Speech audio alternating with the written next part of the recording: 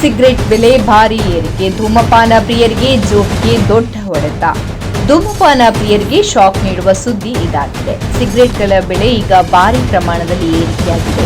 ಈವರೆಗೂ ಸುಮಾರು 18 ರೂಪಾಯಿಗೆ ಲಭ್ಯ ಇದ್ದ ಸಿಗರೆಟ್ ಇನ್ನು ಮುಂದೆ 72 ರೂಪಾಯಿ ತನಕ ಏರಿಕೆಯಾಗುತ್ತಿರುವ ಮಾಹಿತಿ ಲಭ್ಯವಾಗಿದೆ.